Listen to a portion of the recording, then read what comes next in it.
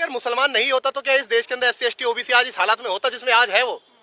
ये because of Muslim है कि इस देश के अंदर उन लोगों ने बाबा साहब को चुन करके भेजा अपने बलबूते पर, तब जाकर के बाबा साहब कॉन्स्टिट्यूशनल असेंबली में गए। 9 दिसंबर कुछ नहीं मिल रहा है लेकिन पकड़े रखूंगा इसको मैं। तो इन लोगों को जब इस कमजोरी का इस देश के अंदर पता चल चुका है कि ये बेवकूफ किस्म के लोग हैं, ये एससी एसटी ओबीसी, ये पकड़े रहेंगे इस पेड़ को, ये हिल नहीं सकते हैं इस पेड़ से, तो इसका जो फायदा है कौन उठा रहा है आप देखिए। क्या आपके लोग आज आईएएस बन रहे हैं? क्या आपके लोग आज आईपीएस बन रहे हैं? क्या आपके लोग कलेक्टर बन रहे हैं, इंजीनियर बन रहे हैं, डॉक्टर बन रहे हैं? नीट के अंदर लिख करके ये लोग क्या क्या दे रहे हैं, किस तरीके से इंटरप्रिटेशन कर रहे हैं, किस तरीके से आपके आरक्षण को बर्बाद कर रहे हैं। मतलब आप ये देखिए कि एक व्यक्ति जिसने कभी जिंदगी में हाथ में बल्ला नहीं पकड़ा है, बैट बल्ला जिसे कहते हैं, वो जाकर के बीसीसीआई का हेड बना दिया जाता है। कौन सा आरक्षण है भाई वहां पर? एक व्यक्ति जिसने कभी एक मंत्रोच्चारण नहीं करा है, वो जाकर के बड़े बड़े मंदिरों का पुजारी बना दिया जाता है। अभी कौन सा आरक्षण है वहां पर? एक व्यक्ति जिसकी सोर्स लगती है, जो कभी स्कूल नहीं गया है, वो सीधा जाकर के कलेक्टर, इंजीनियर, डॉक्टर बन जा रहा है। किसकी सोर्स है वहां पर? कौन सा आरक्षण के तहत वो वहां पर जा रहा है? तो ये हमारे लोग जो हैं ये बेवकूफ लोग हैं, वो गलती उनकी नहीं है, वो तो इंटेलिजेंट लोग हैं। बेवकूफ लोग हमारे लोग हैं। अगर इन बेबुद्धि के लोगों को ये बोलने लग जाए कि भैया तुम अपनी जो जाति है ना, जिस पेड़ को तुमने पकड़ रखा है, इसे अलग फेंक दो, इनसे वो नहीं होगा, इन्हें लेंगे तो इनके संगठन बनेंगे, इनकी खुद की जातियों के संगठन बनेंगे, तथाकथित जाटव, तथाकथित वाल्मीकि, तथाकथित मतलब जितनी भी जातियां हैं, CST OBC जितनी भी हैं, आप इन चीजों को पकड़ करके रखेंगे। आप इतना नहीं समझ पा रहे हैं कि आपके पास संसाधनों में कितनी हिस्सेदारी है। 20-20 गज के मकानों में आप रहते हैं, गंदी गंदी नालियां आपके अगल बगल बहती हैं, आपकी औकात 1 रुपए की नहीं है देश के अंदर। जो मर्जी आपकी बेटी को पकड़ करके बलात्कार कर देता है, उसके बाद रात को प्रशासन उसको 2 बजे जिंदा जला देता है। आप अपने आप को समझ ही नहीं रहे, आपकी अपनी एक इंडिविजुअल आइडेंटिटी नहीं है क्या? उसके बाद फिर जब हम बातें हैं इस हिंदू और मुस्लिम वाली बातों पे, तो इनको सबको हिंदू बनाना होता है। अरे आप बनाइए ना हिंदू, सबको बनाइए हिंदू। तो जो एक हिंदू जो 5000 गज की कोठी में रह रहा है, और एक हिंदू जो 50 गज का मकान भी नसीब नहीं है उसको, एक हिंदू जिसमें 500 बीघे की जमीन है, एक हिंदू जिसे 5 बीघे का भी पट्टा नहीं है, 5 बीघे बहुत ज्यादा बता रहा हूँ, 500 गज का भी पट्टा नहीं है खेती का उसका, फिर किस प्रकार का हिंदू हिंदू है? ये मेरे को नहीं समझ में आ रहा है। भूखे 20 करोड़ से ज्यादा लोग, ये मेरा सर्वे तो नहीं है, ये तो सरकारी सर्वे है, 20 करोड़ से ज्यादा इस देश के अंदर लोग भूखे सोते हैं, है ना? तो आपकी अब इन लोगों के जो मुंह, जैसे कुत्ते को एक खून मुंह लग जाता है ना सर मैम, उस तरीके से इन लोगों को खून मुंह लग गया है। अब इनको पता है कि इन सबको डरा लो कि मुसलमान ने आपका नुकसान करा, मुसलमान ने ये करा, मुसलमान ने वो करा, और ये लोग बहक जाएंगे। सोशल मीडिया पे 5-5 हजार लोगों की टीम इन लोगों की आईटी पर प्रोपागेंडा को स्थापित करती है। उसके बाद आप ये देखिए कि अगर मुसलमान नहीं होता तो क्या इस देश के अंदर SC ST OBC आज इस हालत में होता जिसमें आज है वो? ये बिकॉज ऑफ मुस्लिम है कि इस देश के अंदर उन लोगों ने बाबा साहब को चुन करके भेजा अपने बलबूते पर, तब जाकर के बाबा साहब कॉन्स्टिट्यूशनल असेंबली में गए। 9 दिसंबर 1946 को पहली मीटिंग हुई। उसके बाद लगातार बाबा साहब ने रात दिन एक करके 7 लोगों की जो टीम ड्राफ्टिंग कमेटी की बनाई थी, उसमें से 6 लोगों, कोई बीमार हो गया, किसी ने छोड़ दिया, किसी ने कुछ कर दिया, इस प्रकार से था ना, इस तरीके से। ये तो ऐतिहासिक बातें हैं ना, ऑन रिकॉर्ड है ना सब कुछ, मैं तो गलत नहीं बोल रहा हूँ इसमें।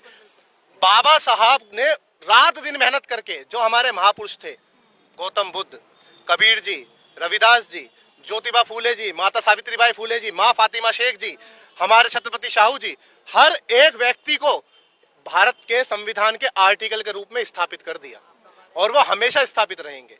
दुनिया की कोई ताकत नहीं है कि उसको हटा सके, लेकिन हमारे लोगों में इतनी बुद्धि नहीं है कि हम इस संविधान को बचाए रखें।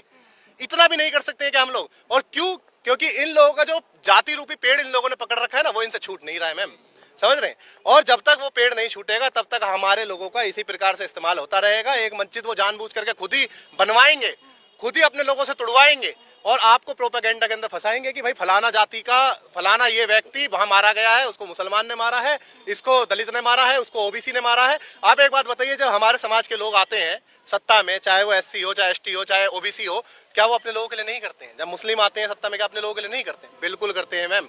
एक आपसी भाईचारा है। साहब कहा करते थे ना कि बहुजन समाज के 4 कप्तान, दलित, पिछड़ा, आदिवासी और मुसलमान, बोलते थे ना इस बात को।